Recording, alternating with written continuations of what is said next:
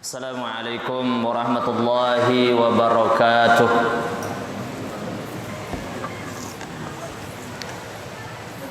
Alhamdulillahilladzi bi ni'matihi tatimmus shalihat. Asyhadu an la ilaha illallah wahdahu la syarikalah.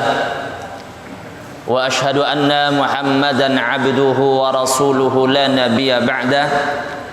Allahumma salli wa sallim ala nabiyyina Muhammadin wa ala alihi wa sahbihi ajma'in. Qala Allah ta'ala ya ayyuhalladzina amanu taqullaha haqqa tuqatih wa la tamutunna illa wa antum muslimun, amma ba'du. Para ikhwan dan akhwat, para jamaah sekalian yang dirahmati Allah Subhanahu wa taala. Alhamdulillah, pada malam hari ini kita dapat bertemu dan berkumpul di salah satu rumah Allah Subhanahu wa taala. Mudah-mudahan apa yang sedang kita laksanakan ini merupakan bagian dari amal ibadah kita kepada Allah. Dan tentunya kita sama-sama berharap mudah-mudahan amal yang telah kita laksanakan kiranya diterima oleh Allah Subhanahu wa taala. Dan yang akan kita laksanakan kiranya kita diberikan kekuatan zahir dan batin agar kita dapat melaksanakannya dengan sebaik-baiknya. Amin Allahumma amin. Para ikhwan dan akhwat, para jamaah sekalian yang dirahmati Allah, pada malam hari ini kita akan membahas atau mengkaji satu tema, yaitu yang berkenaan dengan bayang-bayang dosa dapat menyiksa seseorang dalam hidup dan kehidupannya. Pembahasan ini adalah pembahasan yang sangat penting untuk memang kita kaji.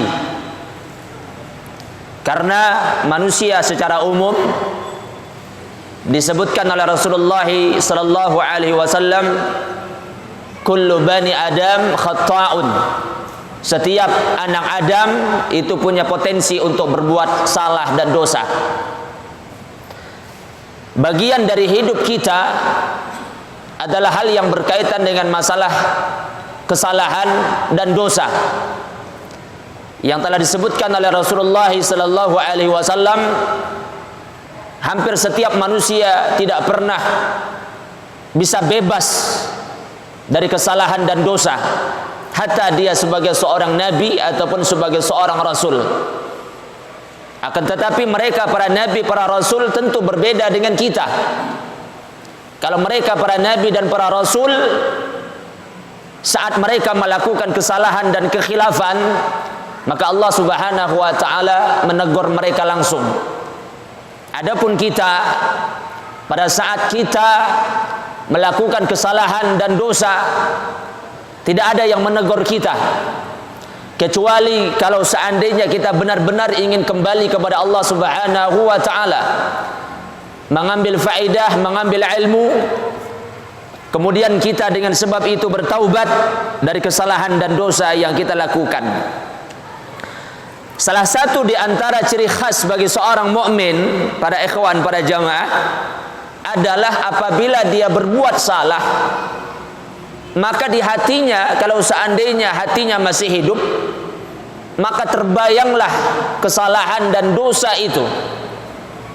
Selama dia merasa gelisah, tidak tenang, tidak nyaman dengan kesalahan dan dosa yang dia lakukan, maka itu adalah merupakan pertanda hatinya masih dikategorikan sebagai hati yang hidup, hati yang masih merasakan sakitnya, perihnya dosa dan maksiat.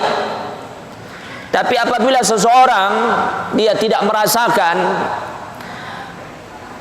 dosa dan kesalahan yang dia lakukan, bahkan mungkin dia biasa-biasa saja, ataupun mungkin bahkan sebagian merasa gembira dengan kesalahan yang dia lakukan, maka itu menunjukkan hatinya adalah hati yang mati. Kalau hati itu mati pada saat jasad masih hidup, maka jadilah dia makhluk yang paling hina di sisi Allah Subhanahu wa taala. Nah, para jamaah yang dirahmati oleh Allah, bayang-bayang dosa ini yang menyiksa jiwa seseorang, dalam sebuah riwayat Imam Muslim meriwayatkan dari sahabat Imran bin Husain radhiyallahu taala anhu, beliau mengisahkan di Madinah ada seorang wanita yang dia telah jatuh dalam perbuatan zina. Dia merasa bersalah dan dia merasa kehidupannya kering, dan dia merasa dengan zinanya tersebut dunia ini sempit, dan dia mengaku kesalahan dia sebagai seorang pendosa. Maka dia pun datang kepada Rasulullah sallallahu alaihi wasallam dan mengatakan, "Ya Rasulullah, sucikan aku karena sesungguhnya aku telah berzina." Dalam kondisi hamil, dia datang kepada Rasulullah sallallahu alaihi wasallam dan mengatakan, "Ya Rasulullah, sucikan dan bersihkan diriku karena sesungguhnya aku telah berzina." Nabi sallallahu alaihi wasallam tidak memperdulikannya. Artinya beliau tidak begitu menanggapi permintaan dari si wanita tersebut, karena memang seorang pemimpin ataupun pemerintah, dia tidak boleh menghukumi ataupun tidak boleh menjatuhkan had ataupun hukum kepada seseorang tanpa ada bukti yang jelas. Karena wanita ini datang hanya sendiri dan dia mengakui bahwasanya dia telah berzina. Maka Nabi sallallahu alaihi wasallam berpaling, tapi terus didesak oleh si perempuan ini, "Ya Rasulullah, aku telah berzina. Ini buktinya nih, aku telah hamil." Apa kata Nabi sallallahu alaihi wasallam? "Tunggu dulu anakmu lahir. Tunggu anakmu lahir." Maka dia pun pulang dengan harapan yang kosong. Yang awalnya dia minta kepada Nabi sallallahu alaihi wasallam ingin dirajam, ingin dibersihkan dari dosa dan maksiat yang membuat dirinya merasa sempit, maka dia pun pulang dengan tangan kosong, harapan tidak bisa dicapai. Maka dia menunggu anak ini lahir hampir 1 tahun, 9 bulan lebih dia menunggu, dan selama itu juga dia merasa sempit hidup ini. Maka begitu anak ini lahir, dibawalah kembali kepada Rasulullah sallallahu alaihi wasallam dan mengatakan, "Ya Rasulullah, ini anak saya. Yang kemarin engkau suruh saya pulang menunggu anak ini lahir, sekarang ya Rasulullah sudah lahir. Maka bersihkan dan sucikan diriku dari dosa ini. Dan aku sudah tidak kuat menahannya. Karena bagaimana begitu himpitan dosa dan maksiat menghimpit hatinya, bayang-bayang dosa ini begitu menyiksa." Kata Nabi sallallahu alaihi wasallam, "Bagaimana anakmu akan nanti ke depannya kalau seandainya engkau dirajam?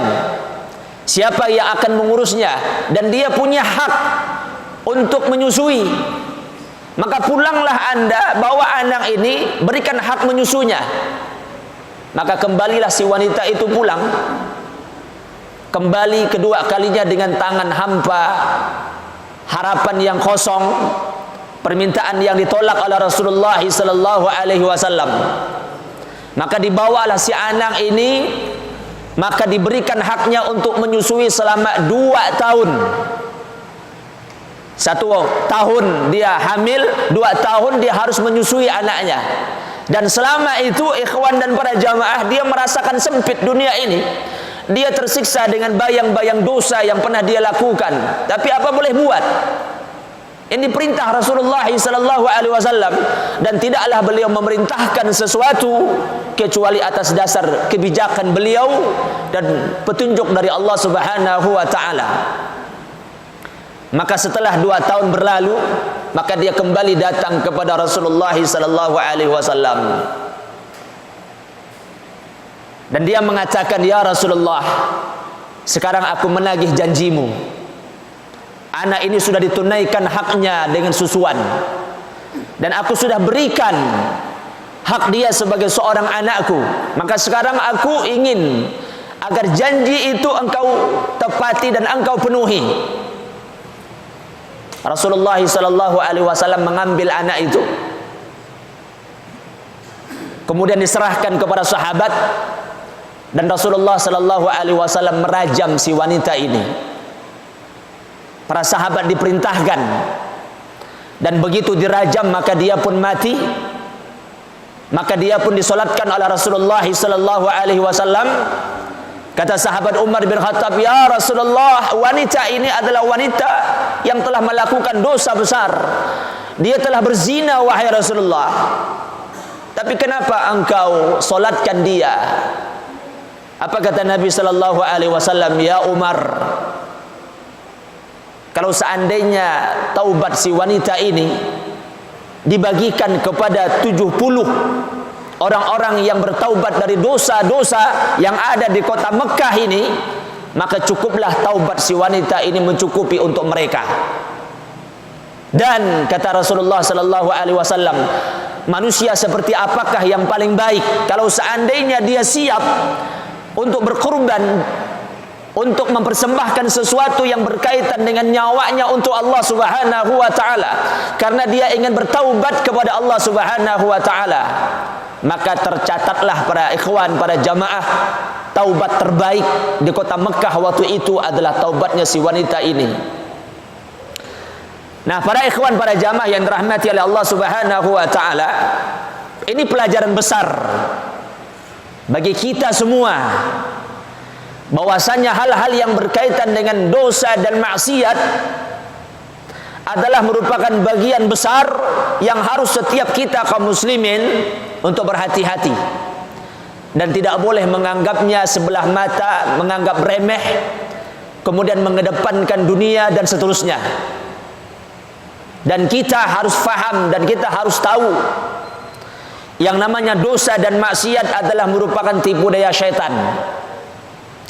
Allah Subhanahu wa taala menceritakan dalam Al-Qur'an, ketika iblis laknatullah alaih diperintahkan untuk sujud kepada Adam alaihissalam, maka dia tidak mau dengan alasan, aku diciptakan dari api dan Adam diciptakan dari tanah.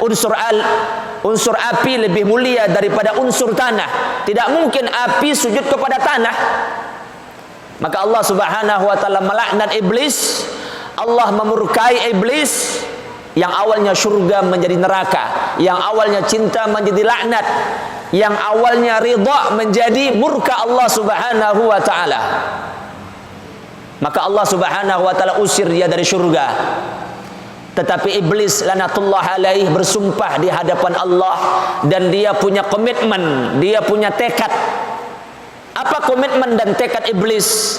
Qala fabima aghwaytani la'aqudanna lahum siratakal mustaqim. Wahai Allah, kata iblis, karena engkau telah menjadikanku orang tersesat, dan engkau telah menggolongkanku termasuk orang yang tersesat, maka aku akan benar-benar menyesatkan manusia dari jalanmu yang lurus.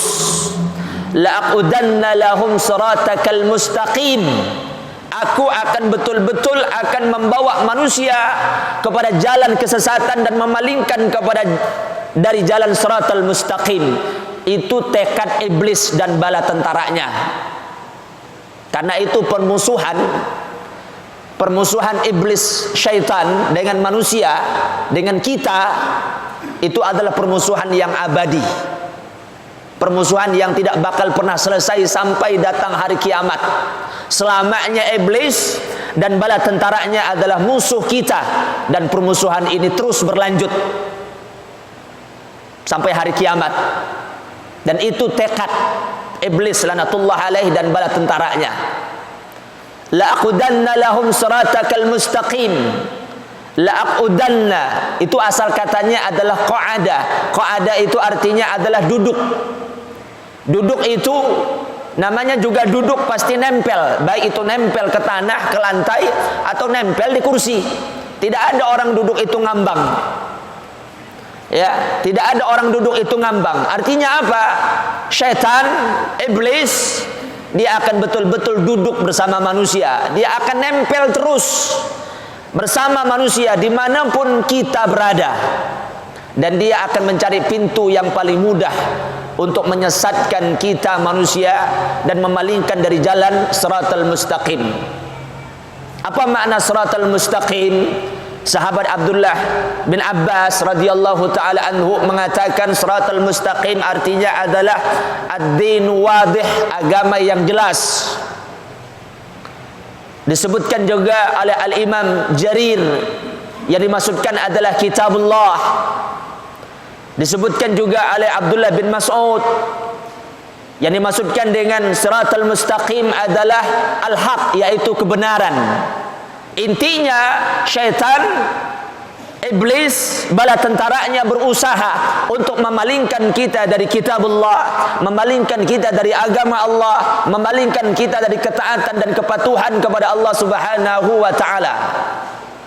Karena itu, para ikhwan, para jamaah, maksiat dan dosa adalah merupakan senjata syaitan untuk menghancurkan kita. Thumma la'atiyannahum min baini aydihim wa min khalfihim wa an aymanihim wa an syama'ilihim. Kata syaitan kembali, iblis berkata kepada Allah Subhanahu wa taala, kami akan mendatangi manusia dari depan. Manusia akan datang, syaitan akan datang kepada manusia, menggoda manusia dari depan. Kami juga akan datangi mereka dari belakang. Dan kami juga akan datangi mereka dari samping kanan dan juga samping kiri. Ada 3 arah yang akan didatangi oleh iblis. Dan arah ini akan didatangi kepada kita. Dari depan, dari belakang, samping kanan dan juga samping kiri. Apa yang dimaksudkan dengan syaitan itu akan datang dari arah depan? Para ulama, Abdullah bin Abbas radhiyallahu taala anhu, sahabat yang mulia, begitu juga Al-Imam Hasan Al-Basri dan para ulama-ulama mufassirin yang lainnya menjelaskan makna syaitan, iblis datang dari depan itu maksudnya adalah dari dunia. Dia akan mendatangi manusia itu dari arah dunia. Maksudnya dunia itu dibuat begitu indah, begitu menawan, begitu menipu, dibuat seindah mungkin, sehingga banyak di antara manusia yang tenggelam dalam dunia. Dia hanyut, terpesona dengan dunia, padahal dunia itu hina, sesuai dan cocok dengan namanya ad-dunya. Yang kata ulama, dia paling tidak memiliki 2 makna. Makna yang pertama, dunia itu artinya adalah rendah. Dunia itu rendahan, sesuatu yang tidak berharga. Bahkan Rasulullah SAW mengatakan bahwasanya ketika Rasulullah menyebutkan dan memperlihatkan kepada para sahabat bangkai kambing, maka Nabi SAW mengatakan dunia tidak begitu berharga dibandingkan dengan bangkai kambing ini. Itulah yang diperebutkan oleh manusia dan kita, para ikhwan, para jamaah. Apa yang diperebutkan? Bangkai kambing. Sehingga orang kadang-kadang tidak lagi melihat. Sehingga yang halal jadi haram, yang haram pun jadi halal. Bahkan kadang-kadang berbunuh pun mau gara-gara dunia. Ya, dia tungkus lumus cari dunia, dia meninggalkan akhirat. Dia mengejar dunia tanpa melihat mana yang halal, mana yang haram. Yang Allah Subhanahu wa taala katakan, wal akhiratu khairu wa abqa. Sesungguhnya kehidupan dunia, kehidupan akhirat itu adalah kehidupan yang lebih baik dan lebih kekal untuk kalian. Ini Allah Subhanahu wa taala telah menegaskan kepada kita tentang hakikat dunia dan tentang hakikat akhirat. Hakikat dunia rendah dan juga sebentar, tidak lama. Ya, dunia itu artinya adalah sebentar, waktunya ringkas. Ya, kalau seandainya kita lihat masa-masa lalu waktu kita sekolah, Waktu kita SD, waktu kita SMP, kita kenang-kenang masa lalu 10 tahun yang lalu, 20 tahun yang lalu. Itu seperti mimpi, seperti bayangan yang lewat begitu saja, tidak punya makna dan arti. Tahu-tahu kita sudah besar, sudah dewasa. Tahu-tahu ternyata sudah punya pasangan, istri ataupun suami. Tahu-tahu nanti sudah punya anak, lama-lama sudah punya cucu. Masa lalu itu kita lihat kayak seperti mimpi, seperti tidak ada. Tapi ternyata lewat begitu saja. Begitulah kehidupan kita di dunia. Ya. Dia adalah sesuatu yang sebentar dan tidak lama. Kenikmatan yang kita nikmati sebentar, kenikmatan yang kita nikmati adalah sesuatu yang terbatas. Syaitan juga akan mendatangi manusia dari arah belakang. Apa kata ulama yang dimaksudkan dengan belakang di situ? Syaitan akan mendatangi manusia dari arah akhirat. Maksudnya akhirat ini dibuat seperti tidak ada. Minimal dipandang sebelah mata. Ataupun akhirat ini urusannya adalah sesuatu yang boleh ditunda-tunda. Sudahlah, nanti nuntut ilmu kapan-kapan pun bisa. Taubat bila-bila pun bisa. Nanti ibadah, datang ke masjid, memakmurkan masjid, ya, banyak masih yang lain. Ataupun umpamanya kapan-kapan pun masih ada kesempatan. Terus perkara-perkara yang berkaitan dengan akhirat, ini perkara yang bisa ditinggalkan, bisa ditunda-tunda, bisa bahkan dihilangkan. Dan begitulah syaitan membawa kita. Ya, sehingga banyak kadang-kadang orang kalau sudah perkara yang berkaitan dengan masalah dunia, Masya Allah, semangatnya luar biasa, berapapun siap dikorbankan. Ya, masalah hobi, kita lihat masalah hobi, hobi sepeda, hobi ikan cupang, berapapun siap dikeluarkan untuk dunia.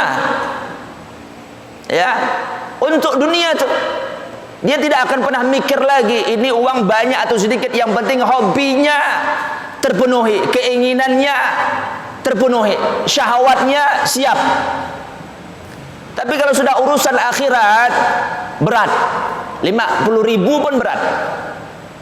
Ya, masukkan uang 100.000 ke kotak infak tiap hari Jumat, itu beratnya luar biasa. Sedekah juga dia, paling-paling 5.000, 20.000 tiap hari Jumat. Yang penting ada. Lihat pada ikhwan, pada jamaah, kita tertipu sebenarnya, cuman kita tidak sadar. Sebagian memberikan hilah, Ustadz ini hobi kan hukumnya mubah, tidak terlarang dalam Islam.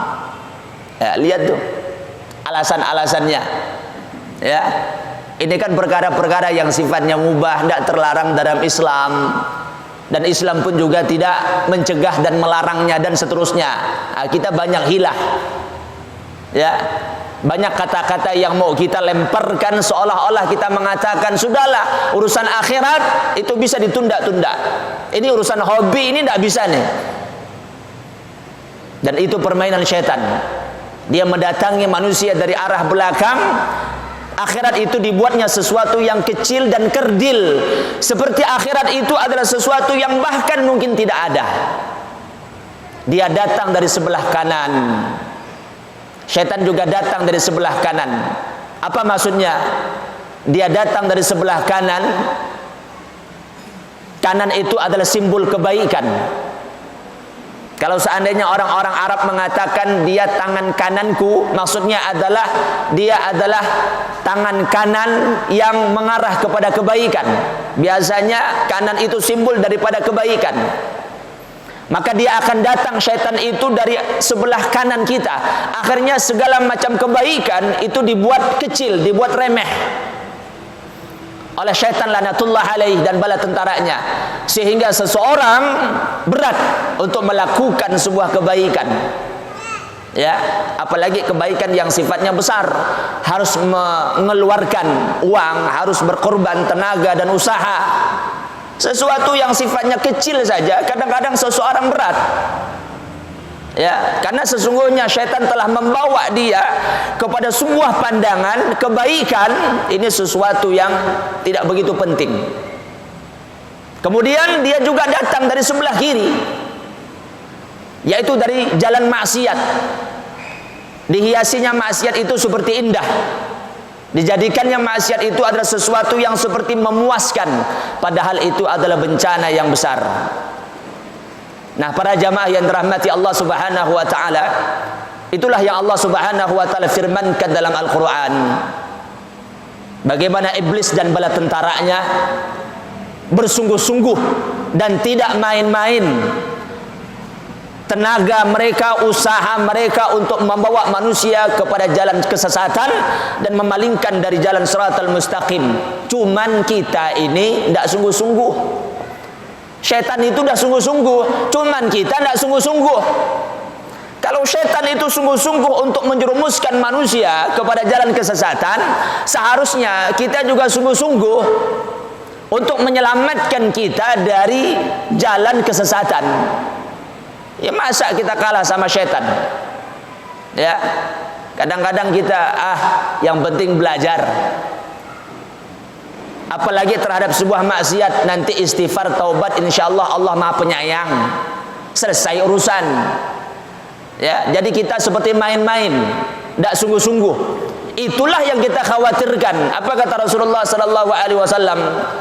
Mereka yang beramal dengan amalan ahlul jannah, sehingga jarak mereka, kedudukan mereka dengan jannah itu illa zira', tinggal sehasta saja lagi.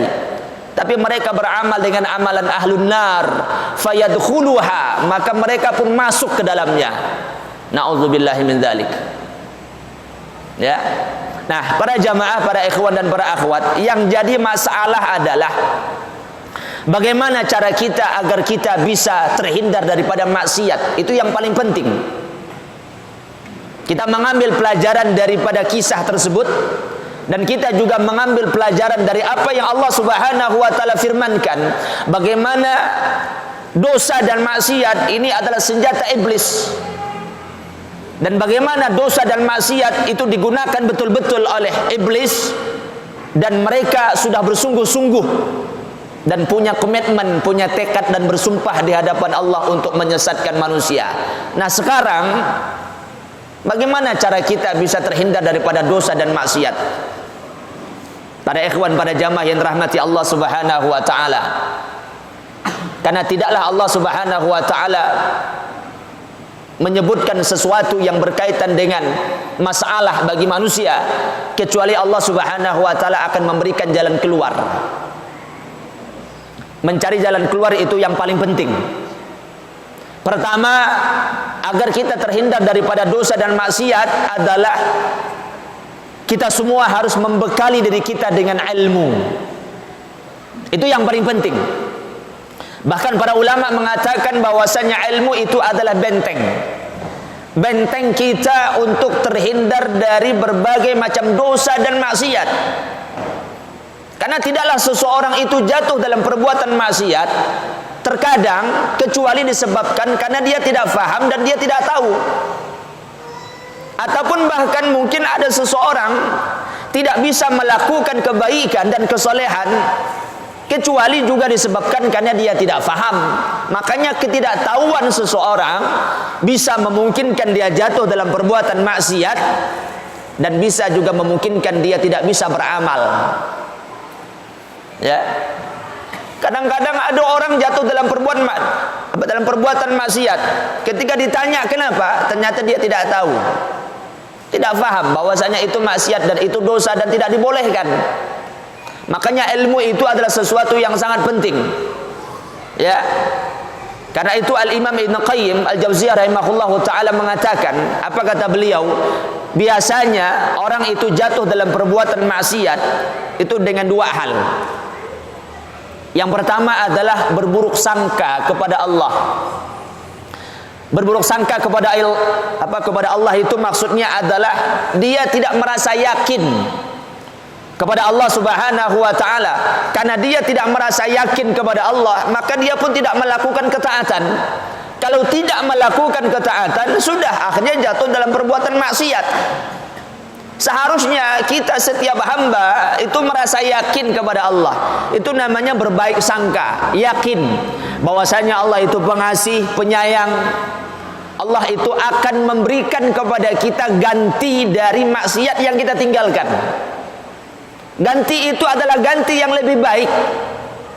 Kalau ada orang meninggalkan korupsi, yakinlah dia bahwasanya kalau korupsi itu dia tinggalkan, Allah pasti ganti dengan yang lebih baik daripada itu, yang halal, yang banyak, halalan thayyiban, sesuatu yang selamat di dunia dan juga selamat di akhirat.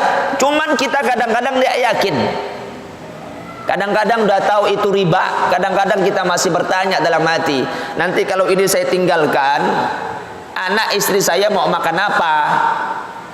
Kan begitu kadang-kadang.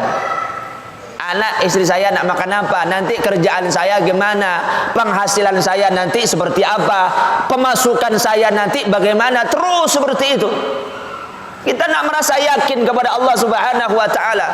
Padahal tidak mungkin Allah Subhanahu wa taala mengurangi jatah rezeki kita gara-gara kita meninggalkan maksiat. Tidak mungkin juga Allah Subhanahu wa taala mengurangi jatah rezeki kita gara-gara kita melakukan ketaatan. Tidak mungkin. Allah sudah berjanji dalam Al-Qur'an, "Wa may yattaqillaha yaj'alu makhraja wa yarzuqhu min haitsu la yahtasib." Allah itu sudah berjanji, siapa yang bertakwa, maka Allah Subhanahu wa taala akan berikan jalan keluar dari setiap permasalahan, dan Allah Subhanahu wa taala akan mudahkan rezekinya. Allah akan berikan rezeki dari arah yang tidak disangka dan tidak diduga. Biasanya demikian, orang jatuh dalam perbuatan maksiat karena dia su'uzon, berburuk sangka kepada Allah. Yang kedua, kata Imam Ibnu Qayyim, biasanya seseorang itu jatuh dalam perbuatan maksiat karena hawa nafsunya lebih besar dibandingkan dengan sabar dan akalnya. Hawa nafsunya itu lebih besar daripada sabarnya, lebih besar daripada akalnya.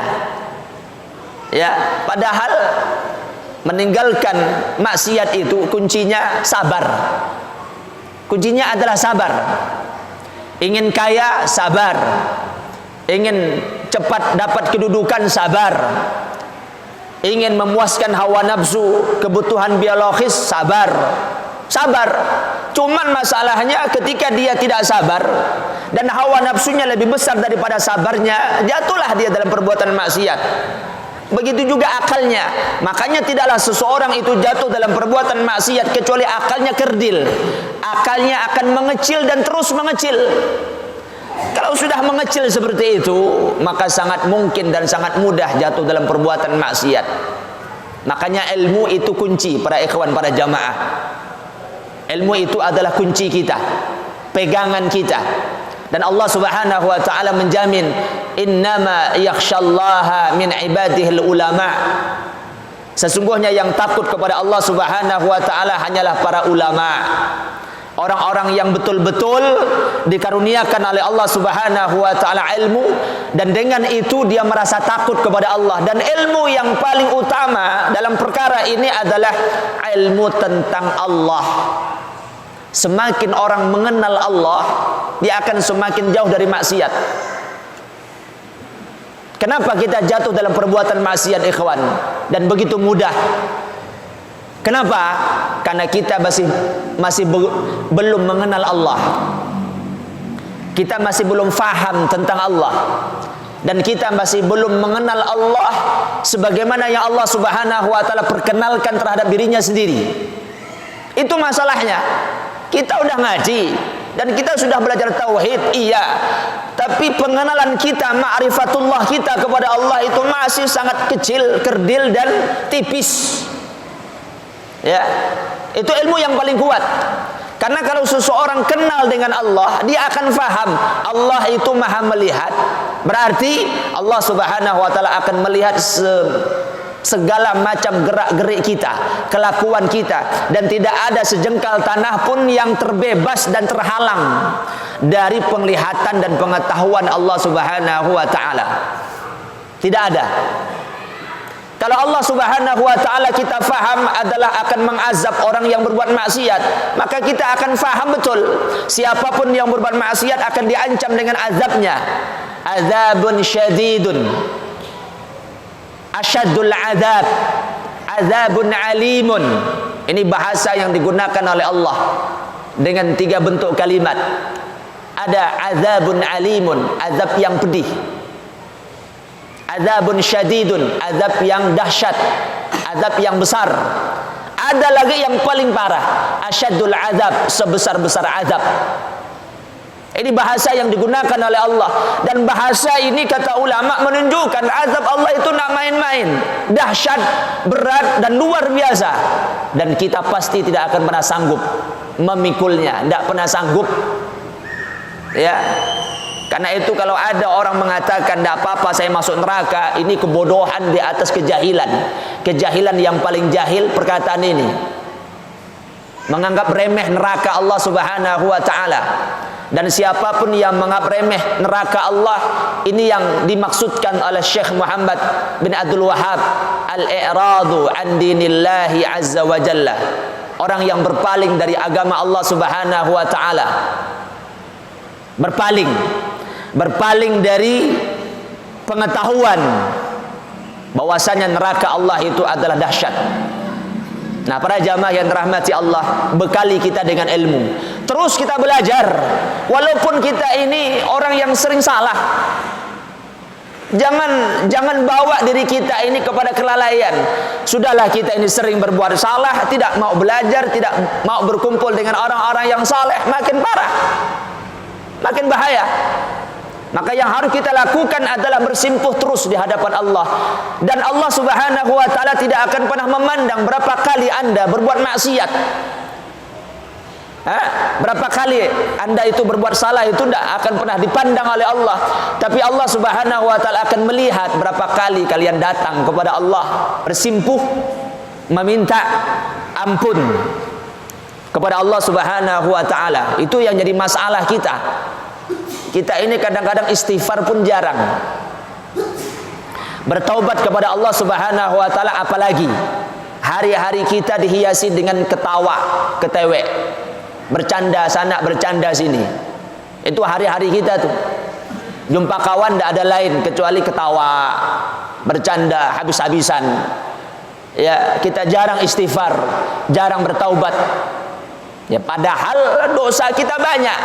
Jadi kita ini seperti tidak sadar, orang yang sebenarnya banyak dosa tapi sedikit istighfar, seperti orang yang bersih daripada dosa dan maksiat. Ya, berilmu, datangi majelis-majelis ta'lim, dan itu akan menjadi benteng bagi kita dari maksiat dan dosa yang pernah kita lakukan. Minimal paling tidak ada yang mengingatkan kita, ada yang mau kita dengar sehingga menyiram hati kita, sehingga kita diingatkan saya salah.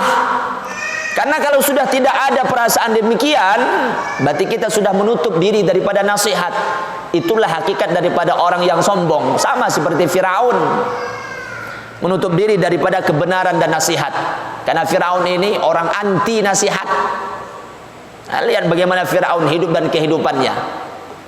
Nah, para jamaah, itu yang pertama, supaya kita terhindar daripada dosa dan maksiat adalah bagaimana kita harus belajar dan harus menuntut ilmu. Yang kedua, kita harus memahami dampak buruk daripada maksiat, supaya kita terhindar daripada dosa dan kesalahan. Ya, mengetahui pengaruh atau dampak-dampak buruk terhadap maksiat yang kita lakukan. Karena maksiat itu pasti memberikan pengaruh, pasti itu. Karena dia sesuatu yang dilarang dalam agama Islam, dan tidaklah Allah Subhanahu wa taala melarang sesuatu kecuali pengaruhnya besar, bahayanya dahsyat, dan musibahnya tidak tanggung-tanggung. Apa pengaruh daripada maksiat itu? Pertama, dijauhkan dari ilmu. Karena ilmu itu adalah cahaya dan maksiat itu adalah kegelapan. Maka keduanya tidak akan pernah bertemu selamanya antara cahaya dan kegelapan. maka salah satunya harus lebih dominan, apakah kegelapan ataupun cahaya. Tidak pernah menyatu. Makanya tidak pernah berhubungan dan tidak pernah bersamaan antara maksiat dengan taat. Ya, contohnya nih seperti ini nih, kita duduk majelis ta'lim. Ada enggak orang di belakang sana main judi? Antum dengar kajian sambil main judi. Ada enggak? Enggak ada. Kalau ada dikejar orang itu. Ya, ataupun orang lagi main judi, membuka judinya dengan doa. Ya, begitu dia buka kartu, bismillah. Begitu dia lemparkan kartu itu, banting kartu sambil berzikir kepada Allah. Ya, subhanallah, alhamdulillah, la ilaha illallah, astaghfirullah, lagi itu. Begitu kartunya kena menang, dia ucapkan alhamdulillah. Tidak pernah terjadi.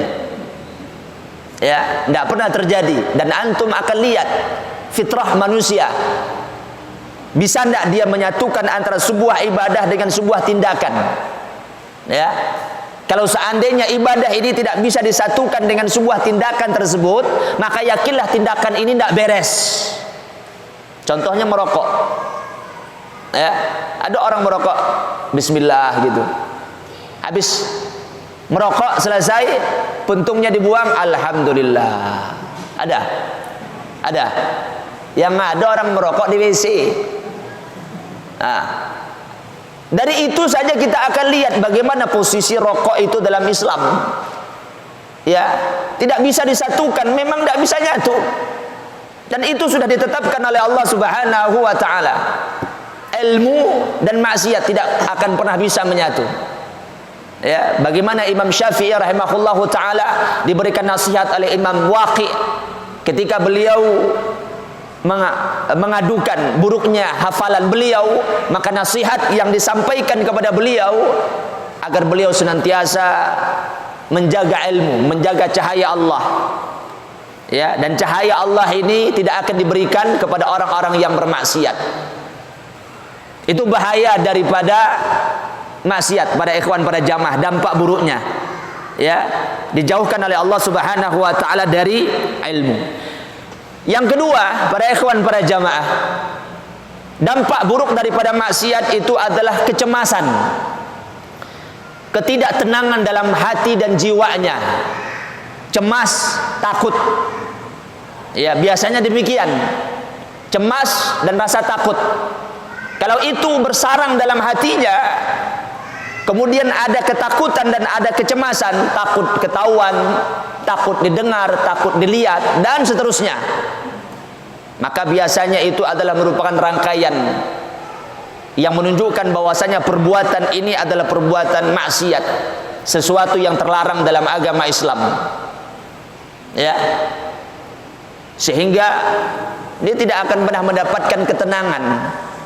Kalau sudah cemas seperti itu, dia tidak akan pernah dapat ketenangan, kenyamanan dalam jiwanya. Kalau sudah tidak nyaman dan tidak tenang dalam jiwanya, maka bagaimana dia akan mendapatkan kebahagiaan? Sedangkan kebahagiaan itu letaknya di jiwa seseorang, di hati seseorang. Kemudian para ikhwan, para jamaah, di antara pengaruh buruk daripada maksiat adalah tercabutnya sebuah anggapan bahwasanya maksiat itu adalah buruk. Karena apabila seseorang sudah terlalu jauh jatuh dalam perbuatan maksiat, jangankan dalam perkara yang kecil, perkara yang besar saja dia akan anggap remeh, akan anggap kecil, bahkan dianggap biasa, padahal itu adalah dosa yang besar. Karena apa? Karena disebabkan sudah terus jatuh, dibiarkan, terbawa, dan seterusnya. Sehingga dia pun tidak merasa bahwasanya dosanya ini adalah dosa maksiat yang besar, yang sebenarnya nanti akan memberikan pengaruh besar terhadap dirinya dalam hidup dan kehidupannya. Dan kalau sudah seperti itu, para ikhwan, para jamaah, musibah besar. Kalau seandainya sudah hilang dalam hati kita pandangan buruk terhadap sebuah maksiat. Ya, kemudian di antara pengaruh buruk daripada maksiat adalah hilangnya berkah usia. umur kita itu berkahnya hilang.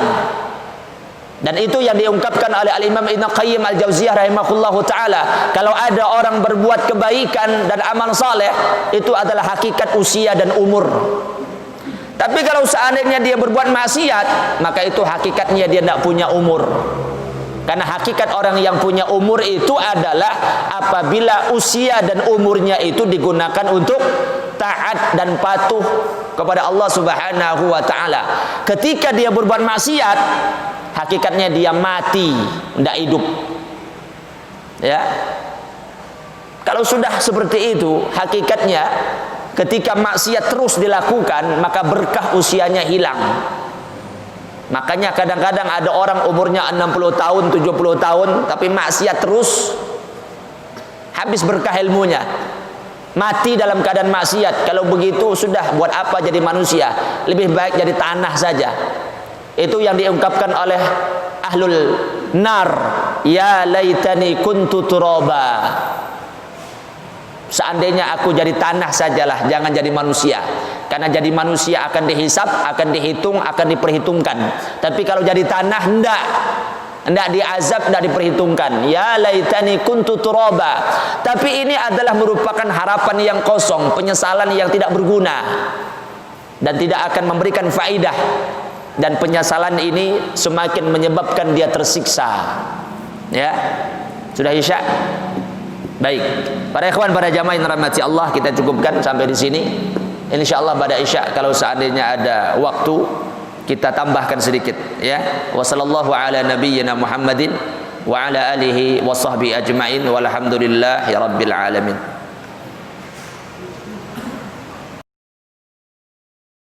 Ikhwan dan akhwat yang dirahmati Allah Subhanahu wa taala, sebelum kita masuk sesi yang kedua, kita tambahkan sedikit dari apa yang kita bahas yang berkaitan dengan masalah kiat-kiat atau cara kita untuk terhindar dari maksiat, walaupun tidak menutup kemungkinan sedikit banyak kita masih jatuh dalam perbuatan maksiat, tapi paling tidak meminimkan ataupun mengurangi semaksimal mungkin kesalahan dan dosa dari pintu-pintu maksiat yang ada di hadapan kita.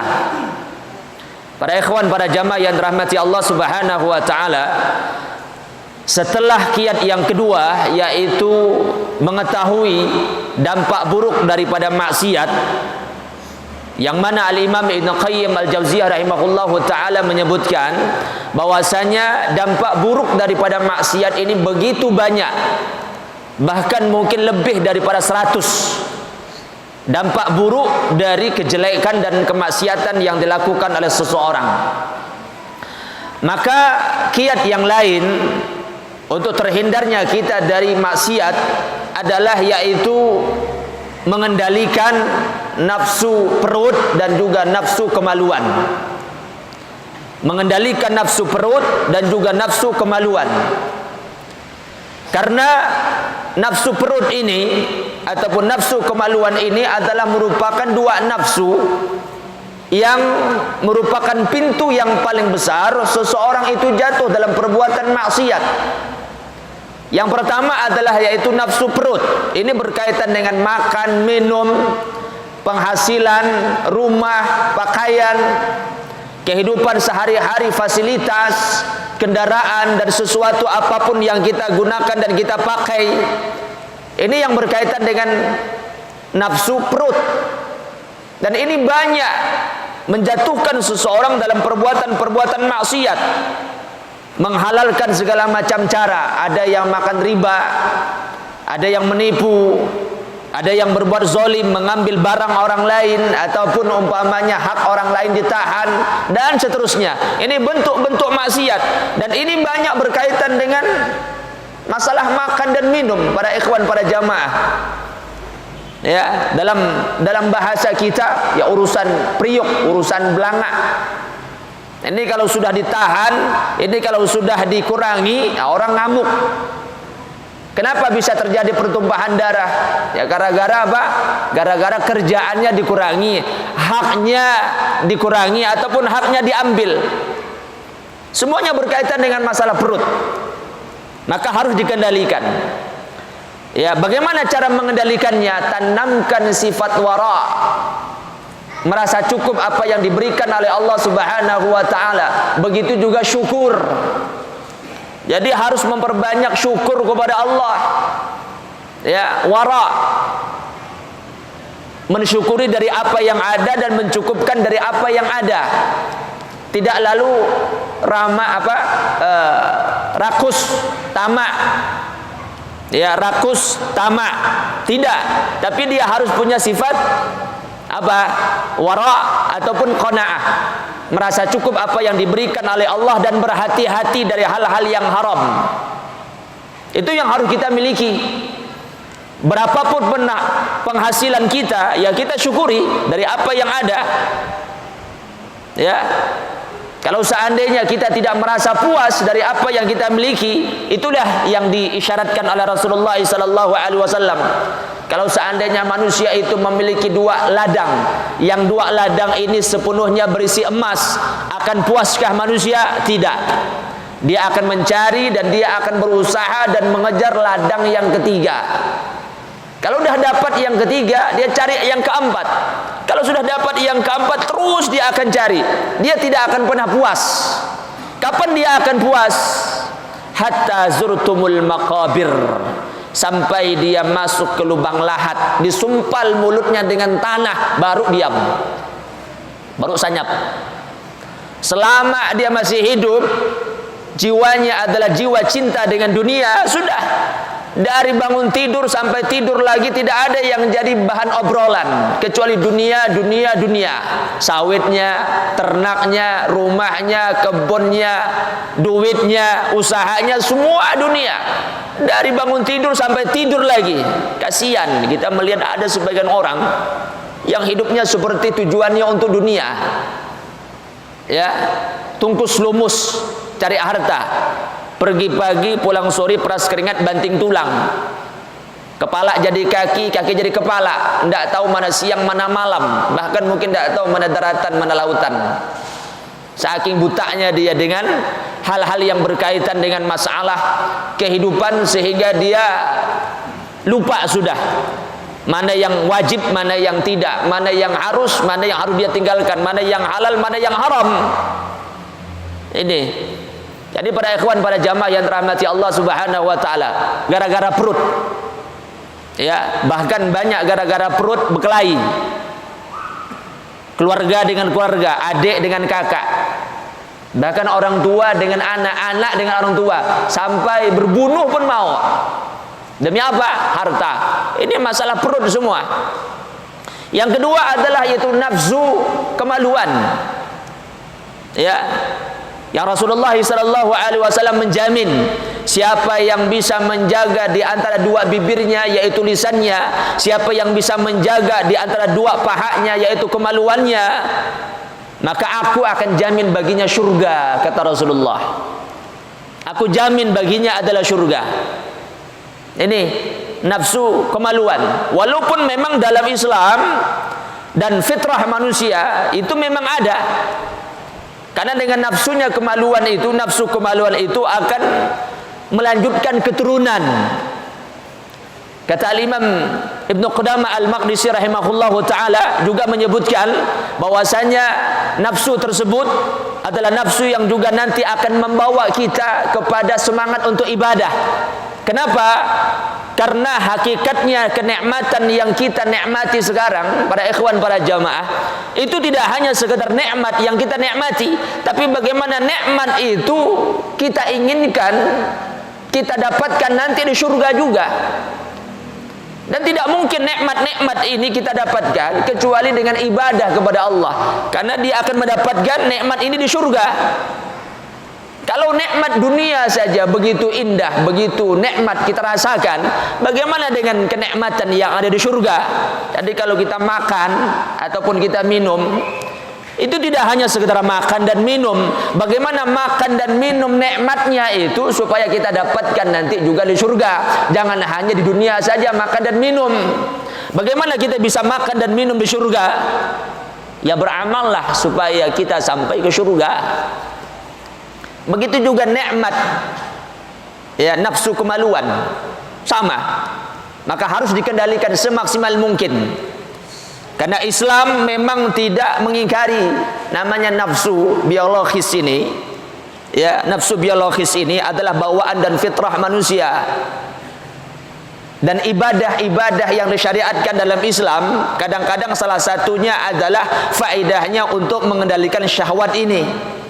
Tapi tujuannya bukan menghabiskan syahwat, menghilangkan syahwat, tapi mengendalikan syahwat. Karena syahwat tidak bisa dihilangkan. Sempat hilang syahwat, ya sama seperti tiang listrik. Dia punya syahwat. Syahwat itu dikendalikan, bukan dihabiskan. Ya, maka apapun bentuk syahwat ini, maka harus dibawa kepada nilai takwa. Jadi harus mengendalikan nafsu perut dan juga nafsu kemaluan. Kemudian para ikhwan, para jamaah, kiat-kiat kita agar terhindar daripada maksiat adalah menanamkan sifat malu. Ya, harus banyak-banyak dan memperbesar sifat malu. Bahkan kata para ulama, sifat malu itu adalah merupakan benteng. Benteng seseorang terhindar dari berbagai macam kesalahan, dosa dan maksiat. Makanya Allah Subhanahu wa taala pernah menegaskan kepada Rasulullah sallallahu alaihi wasallam, ya, kalau seandainya beliau tidak malu, if'alu ma syi'ta, maka berbuatlah segala sesuatu apa yang engkau inginkan kalau engkau tidak malu. Artinya sifat malu ini adalah sifat yang baik. Al-hayatu la ya'ti illa bi khairin. Sifat malu itu tidaklah menghasilkan sesuatu kecuali sesuatu itu adalah baik. Hasil daripada sifat malu. Allah malu, punya sifat malu. Malaikat juga punya sifat malu. Para nabi, para rasul juga punya sifat malu. Jadi sifat malu ini adalah sifat yang baik. Semakin besar sifat malu seseorang, maka semakin dia akan terhindar daripada maksiat. Dan semakin lenyap sifat malu seseorang, maka semakin mudah dia jatuh dalam perbuatan maksiat. Al-Imam Fudail bin Iyad mengatakan, bencana-bencana yang akan menimpa manusia salah satunya adalah kalau sudah berkurang dari sifat malu. Al-Imam Nawawi rahimahullahu ta'ala mengatakan, sifat malu itu adalah karakter, perilaku seseorang yang dia miliki, sehingga dengan perilaku dan sifat itu dia terhindar dari berbagai macam keburukan dan kejahatan. Nah, karena itu para ikhwan, para jamaah, diperbanyak dan diperbesar sifat malunya. Dan harus malu. Bagaimana kita ini tidak malu kepada Allah Subhanahu wa ta'ala, sedangkan kita hidup di buminya Allah. Kita menikmati rahmat dan nikmat Allah. Kita menghirup udaranya Allah Subhanahu wa ta'ala. Kita menggunakan apa yang menjadi fasilitas yang Allah siapkan di dunia ini, sedangkan kita bermaksiat. Allah larang kita berbuat maksiat, padahal kita hidup di bumi Allah. Nah, silakan berbuat maksiat, tapi syaratnya jangan hidup di bumi, ataupun jangan tinggal di bawah kolong langit. Silakan bermaksiat kepada Allah, tapi jangan makan nikmat Allah. Silakan berbuat maksiat, tapi jangan menghirup udaranya Allah Subhanahu wa ta'ala. Bisa? Tidak ada seorang pun di antara kita yang bisa. Ya, harus mempunyai sifat malu. Apalagi para jamaah, supaya kita terhindar daripada maksiat, berdoa kepada Allah Subhanahu wa ta'ala. Itu penting. Jangan mengandalkan kepintaran kita. Kita udah ngaji, betul. Rajin ke masjid, iya. Ta'liman, iya. Ngisi kajian, betul. Jangan merasa aman. Jangan merasa aman terhadap kehebatan kita, kesolehan yang kita miliki. Maka berdoalah kepada Allah Subhanahu wa ta'ala, minta perlindungan. Karena Rasulullah sallallahu alaihi wasallam pun berdoa kepada Allah. Tidak ada yang paling alim kecuali beliau, tidak ada yang paling soleh kecuali beliau. Tidak ada yang paling beriman dan paling baik manusia yang ada di atas permukaan bumi ini kecuali beliau Rasulullah sallallahu alaihi wasallam. Tapi beliau pernah mengajarkan kita sebuah doa. Al-Imam Abu Dawud, Al-Imam Tirmidzi, Al-Imam Nasa'i meriwayatkan dengan sanad yang sahih. Rasulullah sallallahu alaihi wasallam berdoa kepada Allah, dan doa ini patut, sangat wajar untuk kita hafal dan kita ulang-ulang dan kita baca, minta kepada Allah Subhanahu wa taala. Apa doanya? Allahumma inni a'udzubika min syarri sam'i. Ya Allah, aku berlindung kepadamu ya Allah dari kejahatan pendengaranku. Jadi doa ini sangat cocok dan sangat nampaknya pas untuk kita hidup di akhir zaman. Apalagi media-media sosial itu begitu luas di hadapan kita. HP-HP yang kita punya, pendengaran, penglihatan, segala macam. Sangat-sangat wajar kita menghafalnya, membacanya setiap hari. Allahumma inni a'udzubika min syarri sam'i.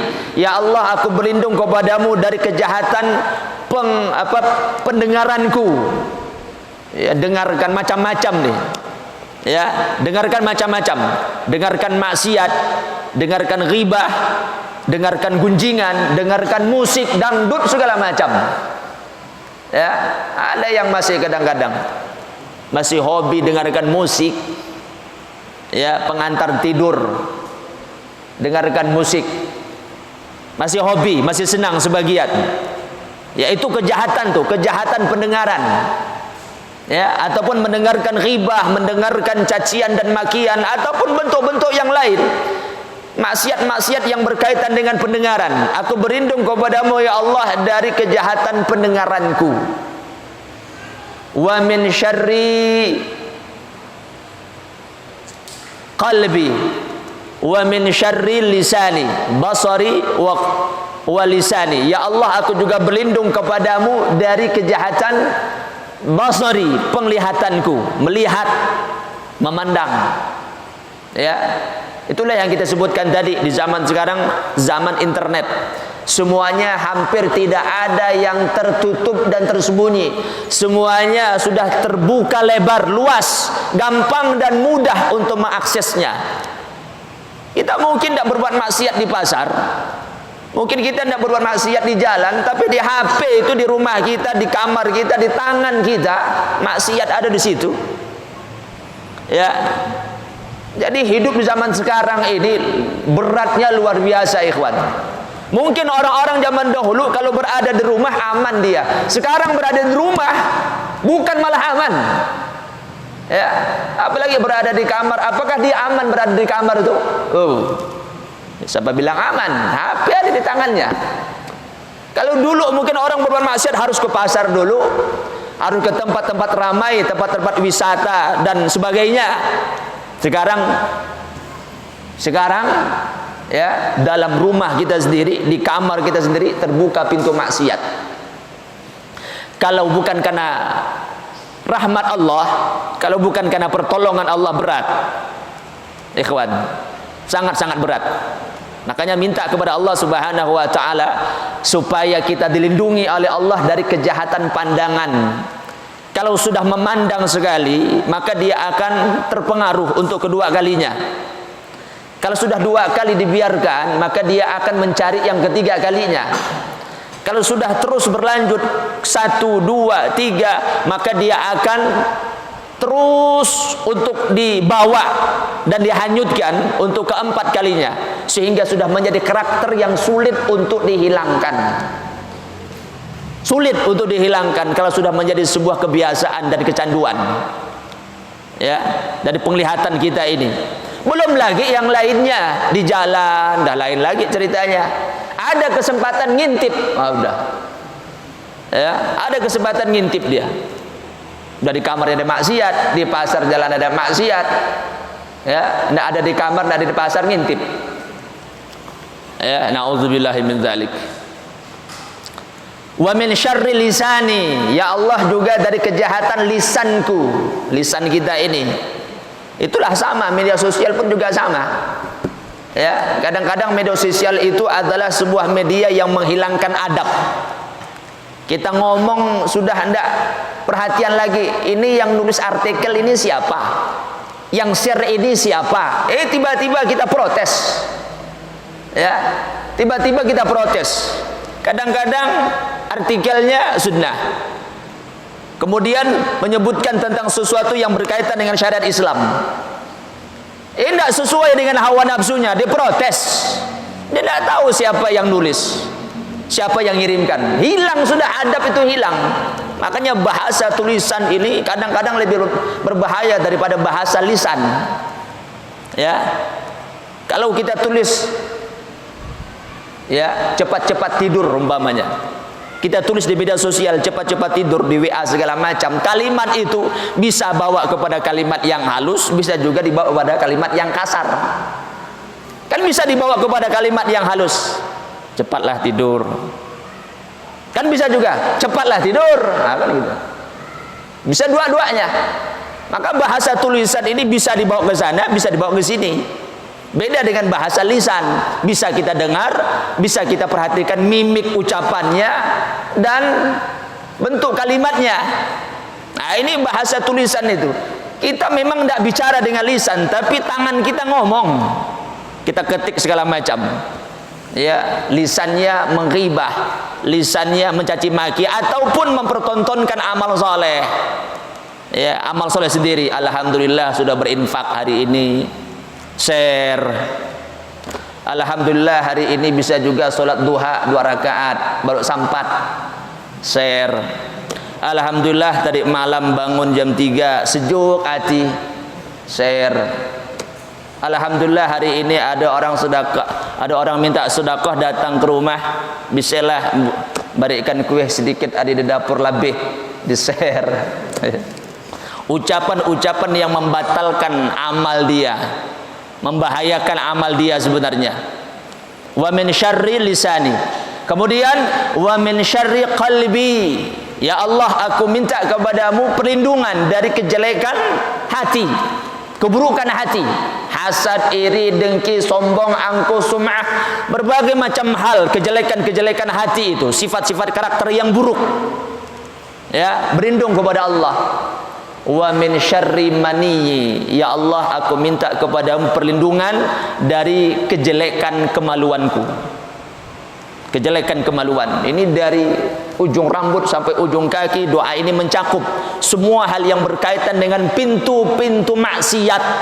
Mulai dari pendengaran, penglihatan, kalam kita, hati kita, termasuk juga kemaluan. Ini pintu-pintu maksiat semua. Kalau tidak pandai-pandai kita jaga, maka jatuhlah dia di dalam kubangan maksiat itu. Na'udzubillah min dzalik. Para ikhwan, para jamaah yang dirahmati Allah Subhanahu wa taala, terakhir, tidak ada jalan lain kalau seandainya kita sudah jatuh dalam perbuatan maksiat kecuali taubat. Tidak ada jalan lain kalau kita sudah jatuh dalam perbuatan maksiat dan menyadari perbuatan maksiat itu kecuali bertaubat kepada Allah Subhanahu wa taala. Jangan dibiarkan, jangan tenggelam, jangan dianggap remeh. Jangan dibiarkan, jangan tenggelam, jangan dianggap remeh. Maka jalan terbaik adalah taubat. Innallaha yuhibbut tawwabina wa yuhibbul mutatahhirin. Allah itu mencintai orang yang bertaubat dan orang yang mensucikan dirinya. Allah sangat cinta. Seperti kasus yang pertama tadi kita sebutkan, kisah seorang wanita yang bertaubat, yang Rasulullah sallallahu alaihi wasallam awalnya tidak memperdulikan dia. Tapi orang ini imannya luar biasa, bukan main-main. Imannya itu luar biasa. Itu yang membuat dia menjadi mulia. Imannya yang kuat sehingga ingin kembali kepada Allah lebih kuat lagi. Maka Allah mencintai dia. Ya, orang yang bertaubat dicintai oleh Allah. Rasulullah sallallahu alaihi wasallam bersabda, "At-taibu minadz-dzanbi kama la dzanbalah." Orang yang bertaubat dari dosa itu sama seperti orang yang tidak punya dosa. Habis sudah.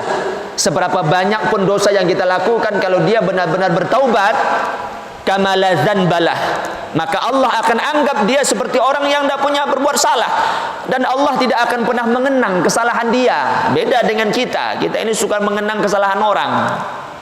Kau dulu preman kan? Kau dulu mencuri. kau doloi, sosok.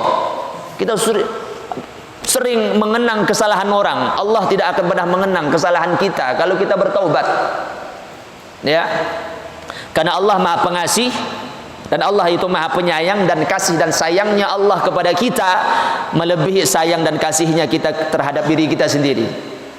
Lau amiltumul khataya hatta mala'atis sama' summa dadintum fataballahu alaikum. Kalaupun kalian berbuat dosa dan salah, dosa kalian memenuhi langit dan bumi, kemudian kalian bertaubat kepada Allah Subhanahu wa taala, maka Allah pasti akan mengabulkan atau mengampunkan dosa-dosa kalian. Jangan putus asa ya terhadap rahmat dan kasih sayang Allah. Semoga Allah Subhanahu wa taala merahmati kita semua, dan Allah Subhanahu wa taala menyelamatkan kita dari berbagai macam dosa dan maksiat. Semoga Allah mengampunkan dosa dan kesalahan kita, dan Allah Subhanahu wa taala memberikan kepada kita kekuatan zahir dan batin untuk tetap beribadah, tunduk dan patuh kepadanya. Dan semoga pintu-pintu maksiat di hadapan kita tertutup segera.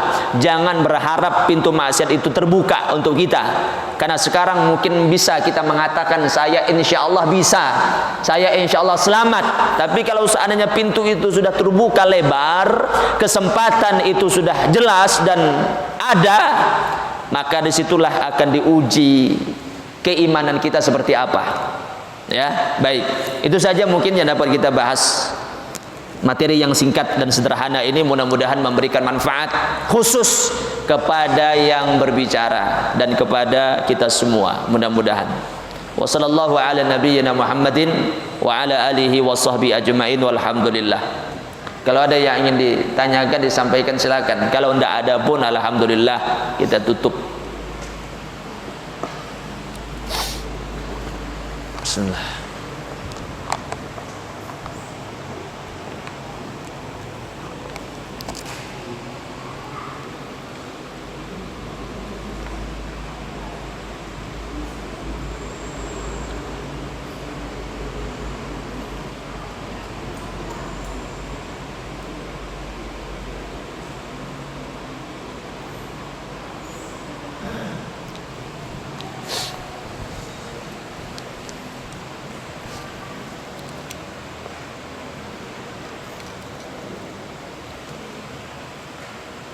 Tidak ada, kita tutup.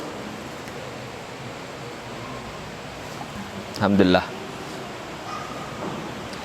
Ya, para jamaah yang dirahmati Allah Subhanahu wa taala, alhamdulillah tidak ada yang mau disampaikan.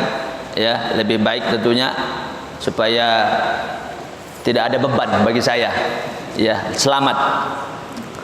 Baik. Kita cukupkan sampai sini kajian kita. Jazakumullah khairan katsira.